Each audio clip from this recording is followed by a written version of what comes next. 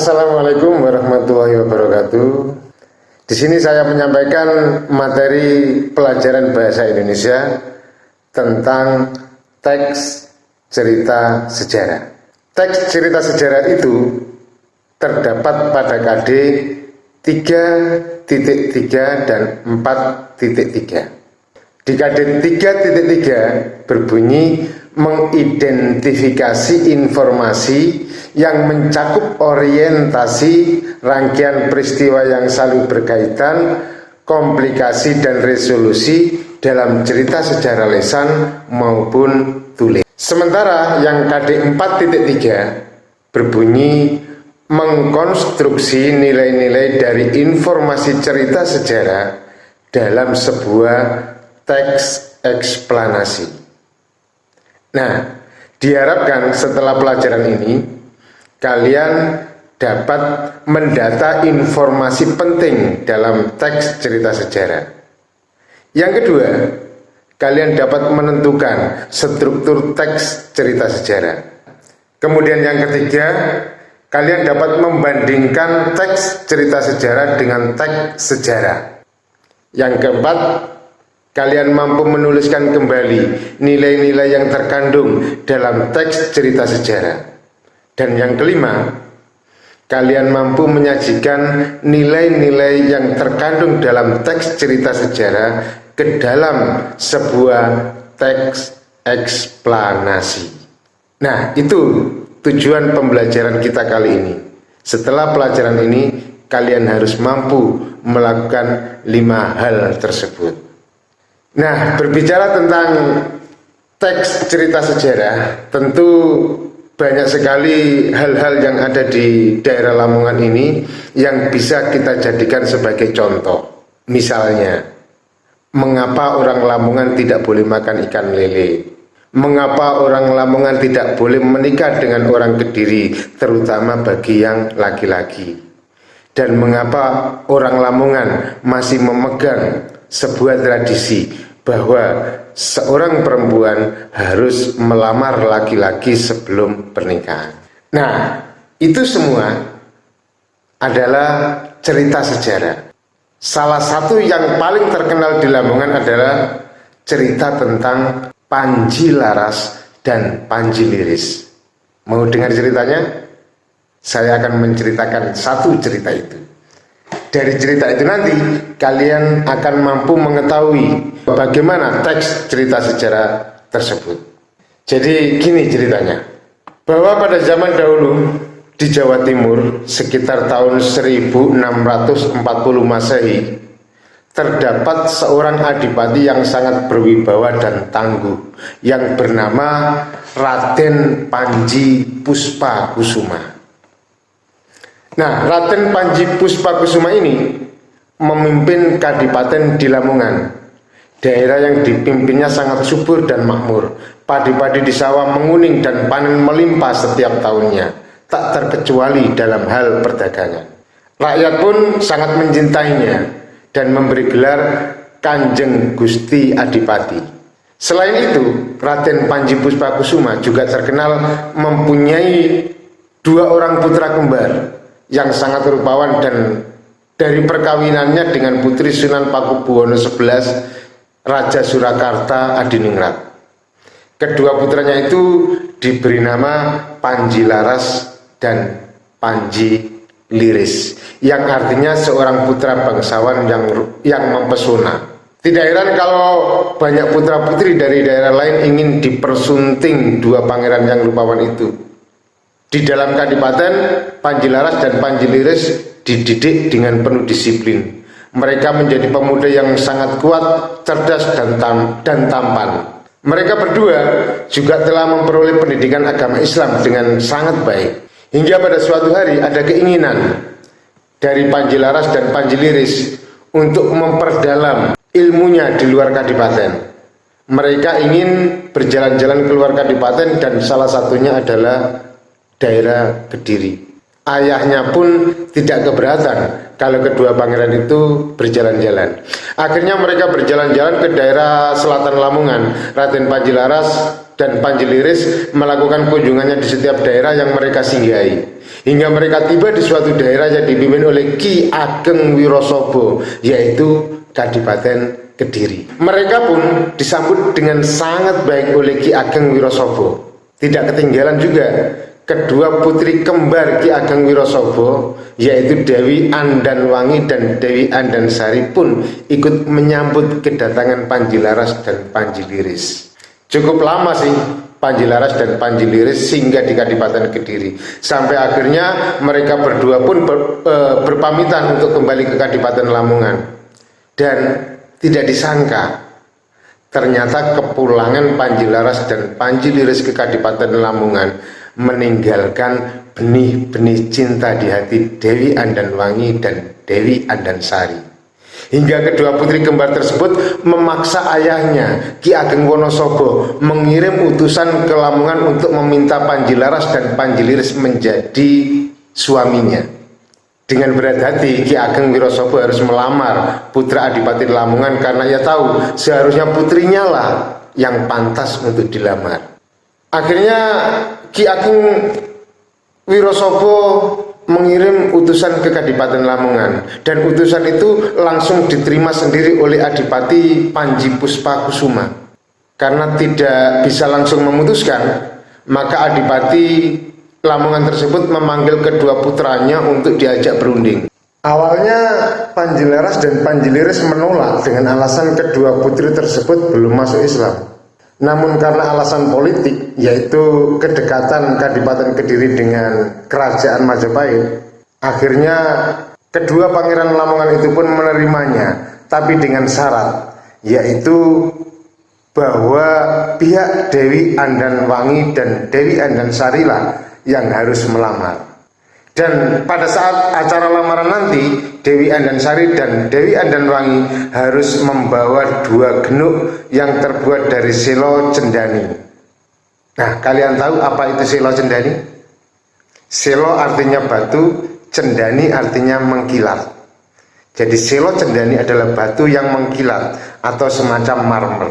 Selain membawa 2 genuk tersebut, Dewi Andanwangi dan Dewi Andansari juga harus membawa 2 tikar yang terbuat dari selo cendani juga, dan mereka harus membawanya sendiri. Syarat-syarat tersebut adalah simbol agar mereka mau masuk Islam. Genuk yang berarti padasan dan tikar yang berarti sajadah. Dan syarat-syarat itu pun disampaikan kepada Ki Ageng Wirasaba. Awalnya Adipati tersebut tidak setuju dengan syarat yang diajukan Panji Laras dan Panji Liris, karena syarat itu tak masuk akal. Tapi ternyata kedua putrinya sanggup memenuhi syarat-syarat yang diajukan.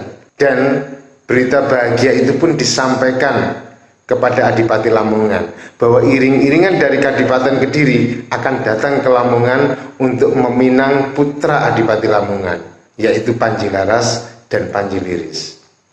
Karena saat itu musim rendang, yaitu musim penghujan, dan sungai di Lamongan sering banjir, maka Adipati Panji Puspakusuma menyuruh iring-iringan dari Kediri itu lewat sungai Lamong yang airnya dangkal, yaitu perbatasan Lamongan bagian selatan. Setelah semua syarat disepakati dan hari lamaran sudah ditentukan, Dewi Andansari dan Andanwangi beserta iring-iringan para pengawal berangkat ke Kadipaten Lamongan dengan membawa genuk dan tikar dari batu seperti apa yang disyaratkan oleh Panji Laras dan Panji Liris. Dengan dibekali ilmu oleh ayahnya, Dewi Andansari dan Dewi Andanwangi tidak merasa kesulitan dalam membawa genuk yang berisi air penuh tersebut. Setelah menempuh perjalanan jauh dari Kediri ke Lamongan, akhirnya mereka tiba di sebelah selatan Sungai Lamong. Mereka berhenti sejenak karena sungai tersebut sangat lebar dan tidak ada jembatan untuk digunakan menyeberang. Tapi setelah lama menunggu, tidak ada utusan dari Lamongan yang datang menjemput. Tak lama kemudian, jauh di seberang utara Sungai Lamong, tampak kedua jejaka yang sedang menunggang kuda berjalan ke arah sungai. Mereka yakin kedua pemuda itu adalah Panji Laras dan Panji Liris yang ditugaskan menjemput calon istrinya, yaitu Dewi Andanwangi dan Dewi Andansari. Setelah ditunggu-tunggu, ternyata Raden Panji Laras dan Panji Liris tidak juga menyeberang untuk menjemput mereka. Kedua jejaka itu masih tetap berada di atas kuda tunggangannya. Karena tidak sabar untuk bertemu dengan calon suaminya, Dewi Andansari dan Dewi Andanwangi pun nekat untuk menyeberang sungai tersebut. Namun semakin ke tengah ternyata sungai semakin dalam. Karena tidak mau berpakaian basah saat bertemu calon suaminya, mereka pun cari akal. Dan pada saat melihat para pengawalnya menyingkap kainnya ke atas, maka Dewi Andansari dan Dewi Andanwangi pun terpaksa ikut menyingkap kainnya. Karena dengan cara itulah pakaian mereka tidak basah, dan tanpa sengaja kedua betis putri Kediri pun kelihatan. Di tepi utara Sungai Lamong, Panji Laras dan Panji Liris beserta Ki Sabilan menyambut iring-iringan itu dengan rasa senang. Tapi tiba-tiba paras mereka berubah ketika melihat kedua betis putri Kediri itu. Mereka terperanjat karena kedua betis putri Kediri itu penuh dengan bulu seperti bulu kuda. Dan semua prajurit dari Lamongan lari sambil teriak-teriak karena sangat terkejut dengan kejadian yang mereka lihat. Mereka lari pulang ke istana Lamongan sambil membatalkan rencana lamaran itu. Awalnya iring-iringan dari Kediri tidak menyadari bahwa Panji Laras dan Panji Liris beserta prajuritnya lari setelah melihat kedua betis putri mereka. Mereka mengira Panji Laras dan Panji Liris masih malu untuk menemui calon istrinya. Tapi saat Andansari dan Dewi Andanwangi mendengar teriakan bahwa lamaran dibatalkan, panas hati mereka. Mereka merasa dilecehkan. Akhirnya prajurit Kediri tersebut mengejar Panji Laras dan Panji Liris beserta pengawalnya. Setelah berkejar-kejaran, prajurit Kediri pun berhadapan dengan prajurit Lamongan. Ki Sabilan yang diutus Adipati Panji Puspakusuma untuk mendampingi Panji Laras dan Panji Liris ikut maju untuk melindungi kedua pangerannya. Tapi hal yang tidak disangka terjadi. Ki Sabilan jatuh tersungkur setelah sebilah pedang milik prajurit Kadipaten Kediri menancap di tubuhnya. Panji Laras dan Panji Liris berjuang untuk mengalahkan mereka, dan tak lama pasukan Kediri pun dapat terpukul mundur. Dan melihat kejadian itu, Dewi Andansari dan Dewi Andanwangi bunuh diri. Tapi ternyata Ki Ageng Wirosobo mengerahkan kembali pasukannya setelah mengetahui penghinaan yang menimpa kedua putrinya. Pasukan Kediri menggempur Kadipaten Lamongan saat itu juga. Panji Laras dan Panji Liris pun gugur di medan peperangan. Pertempuran antara pasukan Lamongan dan Kediri sungguh menoreh luka di hati Adipati Panji Puspakusuma. Kedua putra kebanggaannya gugur dengan cara yang mengenaskan. Tali persaudaraan antara Lamongan dan Kediri pun terputus, dan secara tiba-tiba Adipati Panji Puspakusuma meneriakkan sebuah kalimat seperti sebuah kutukan.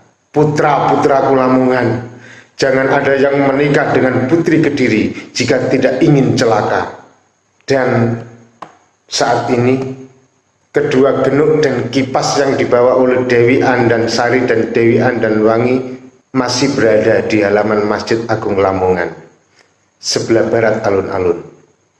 Sebuah keyakinan kalau putra Lamongan tidak boleh menikah dengan putri Kediri saat ini masih dipercaya. Bahkan sebuah tradisi pihak perempuan lebih dulu melamar pihak laki-laki pun banyak terjadi di Lamongan. Nama Dewi Andansari dan Dewi Andanwangi serta nama Panji Laras dan Panji Liris pun menjadi nama sebuah jalan di Lamongan. Sedangkan makam Ki Sabilan, pejuang yang membela Panji Laras dan Panji Liris, masih sering diziarahi saat hari jadi kota Lamongan. Demikianlah cerita tentang Panji Laras dan Panji Liris yang kemudian menorehkan sebuah sejarah, sebuah keyakinan bahwa orang Lamongan, terutama yang laki-laki, tidak boleh menikah dengan orang Kediri, serta sebuah tradisi di daerah Lamongan bahwa pihak perempuan yang melamar pihak laki-laki sebelum adanya pernikahan sampai sekarang masih diyakini. Nah, dari cerita tersebut kalian pasti bisa menyimpulkan apa sih yang dikatakan sebagai cerita sejarah tersebut. Teks cerita sejarah adalah teks yang menjelaskan dan menceritakan tentang fakta dan kejadian masa lalu yang menjadi latar belakang terjadinya sesuatu yang mempunyai nilai sejarah. Nah, dari pengertian ini ada 3 hal penting yang menjadi kunci dari teks cerita sejarah. Apa saja itu?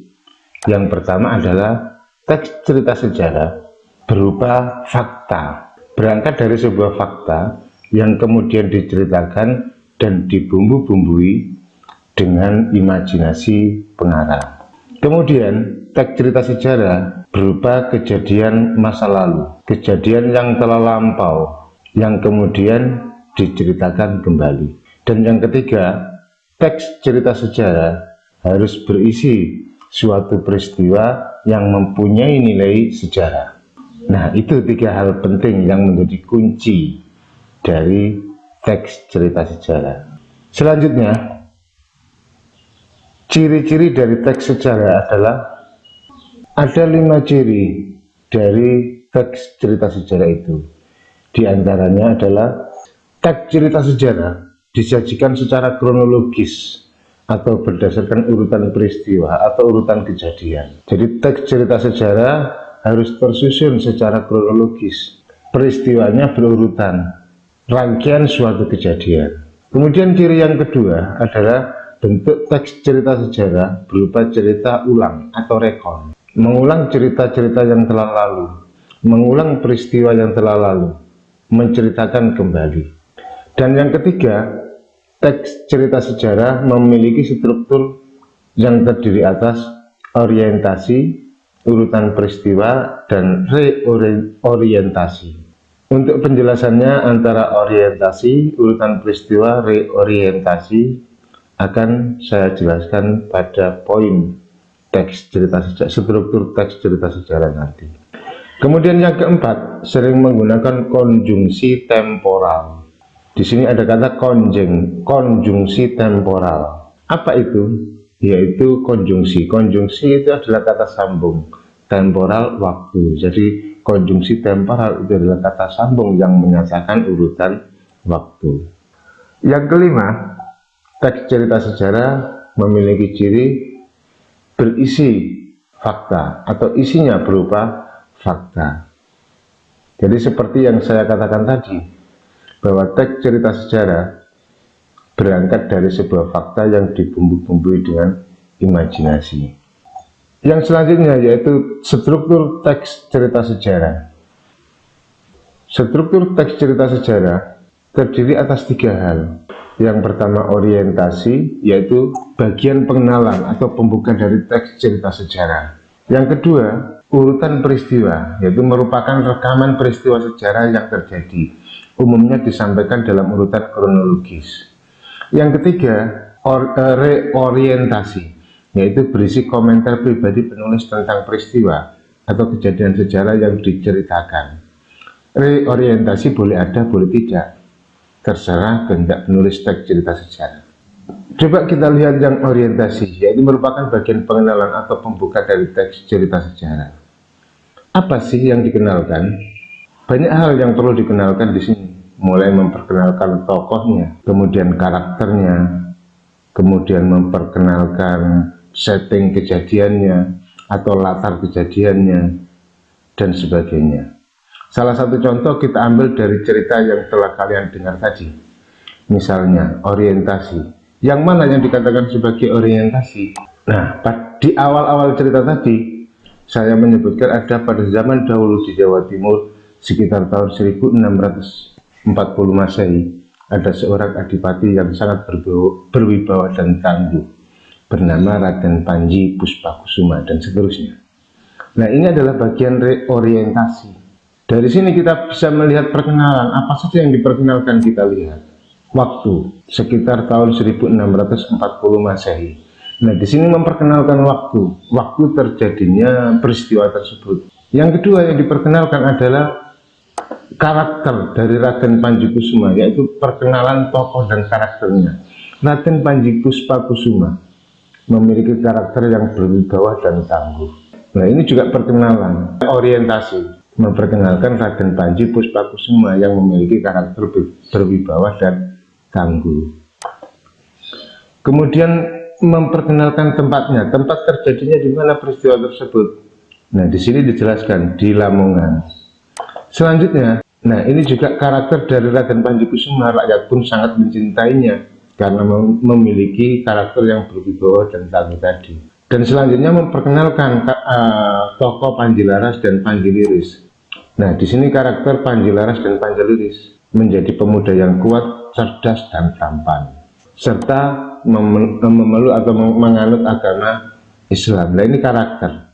Dan semua ini masuk ke dalam orientasi, memperkenalkan tokohnya, karakternya, latar waktu, dan latar tempat. Itulah yang dikatakan sebagai orientasi, perkenalan.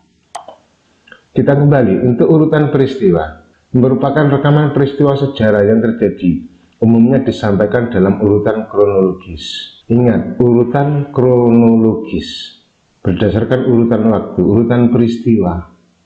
Artinya apa? Artinya setiap peristiwa yang terjadi disusun secara urut. Dari cerita tadi, cerita yang kalian dengar tadi, kita bisa melihat urutan-urutan peristiwanya, urutan-urutan kejadiannya, seperti terlihat di sini.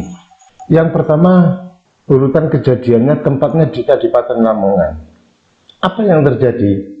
Pangeran Laras dan Pangeran Liris meminta izin untuk berjalan-jalan dengan tujuan ingin menimba ilmu. Setelah itu, peristiwa yang terjadi adalah pada saat di perjalanan, Pangeran Laras dan Pangeran Liris bersinggah di beberapa daerah yang dilalui sampai akhirnya tiba di Kadipaten Kediri.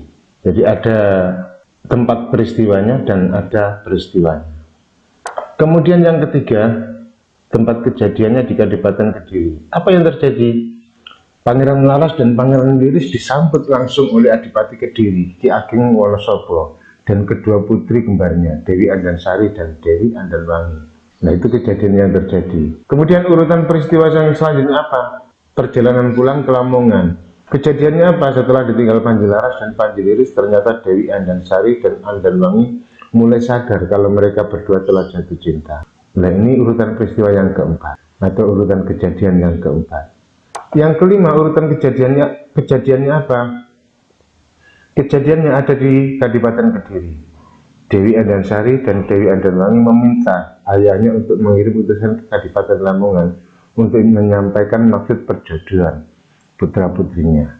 Nah, ini urutan peristiwa yang kelima, yang kemudian disusul dengan urutan peristiwa yang keenam, yaitu yang terjadi di Kadipaten Lamongan. Utusan dari Kediri disambut langsung oleh Adipati Lamongan, Raden Panji Puspa Kusuma, yang kemudian menanyakan langsung ke putra-putrinya. Nah, ini urutan peristiwa yang keenam. Terus dilanjutkan dengan urutan peristiwa yang ketujuh di Kadipaten Lamongan. Pangeran Laras dan Pangeran Liris menerima dengan 3 syarat yang tadi ada di cerita itu tadi. Dan kejadian yang ke-8 di Kadipaten Kediri, Dewi Andansari dan Dewi Andalwangi bersedia menerima syarat yang diajukan. Kejadian yang ke-9 di tepi Kali Lamong, rombongan pelamar termasuk Dewi Andansari dan Dewi Andalwangi berhenti di selatan sungai menunggu jemputan dari Lamongan.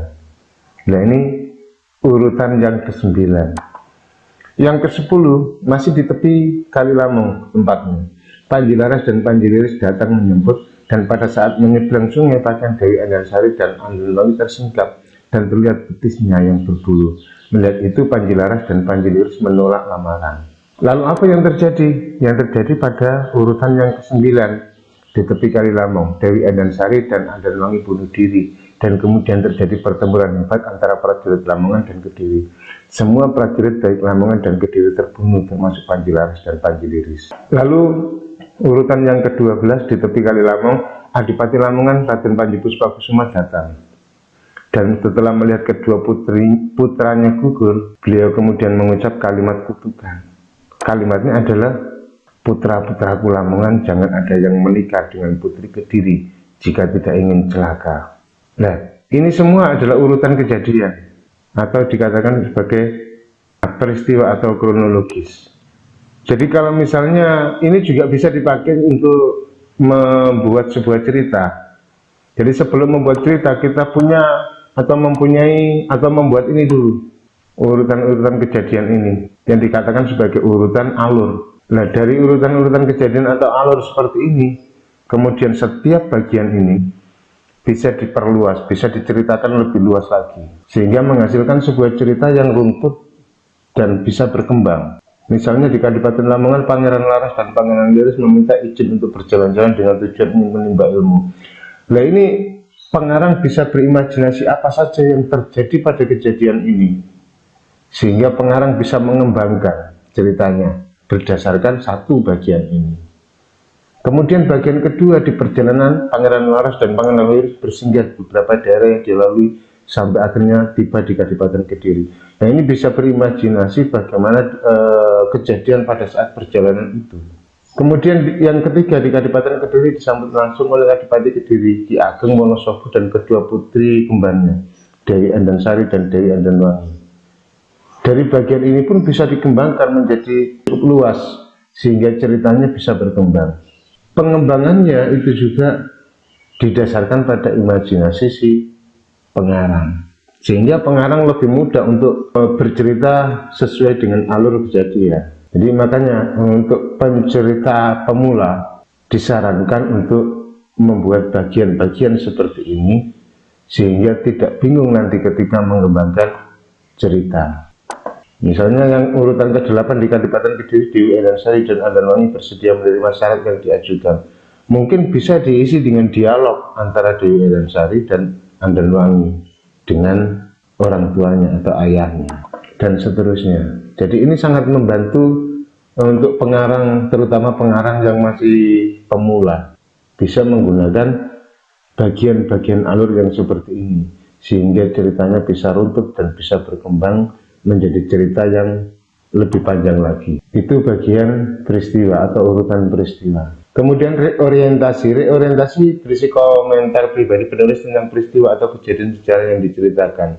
Reorientasi boleh ada, boleh tidak, terserah kehendak penulis teks cerita sejarah. Nah, dari cerita yang telah kalian dengar tadi, ada bagian reorientasi mana? Yaitu kedua genuk dan kipas yang dibawa oleh Dewi Andansari dan Dewi Andanwangi sampai sekarang berada di halaman Masjid Agung Lamongan, sebelah barat alun-alun. Sebuah keyakinan kalau putra Lamongan tidak boleh menikah dengan putri Kediri pun saat ini masih dipercaya. Bahkan sebuah tradisi pihak perempuan lebih dulu melamar pihak laki-laki pun banyak terjadi di Lamongan. Nama Dewi Andansari, Andanwangi dan nama Panji Laras dan Panji Liris pun menjadi nama sebuah jalan di Lamongan. Sedangkan makam Ki Sabilan, pejuang yang membela Panji Laras Liris, masih sering diziarahi saat hari jadi kota Lamongan. Nah, ini adalah reorientasi. Ini komentar dari si pengarang, si pencerita. Inilah yang dikatakan sebagai reorientasi. Nah, saya kira untuk penjelasan teks cerita sejarah untuk video kali ini cukup 3 hal ini. Untuk kaidah kebahasaan teks cerita sejarah dan jenis-jenis teks cerita sejarah, silakan ditunggu pada video berikutnya.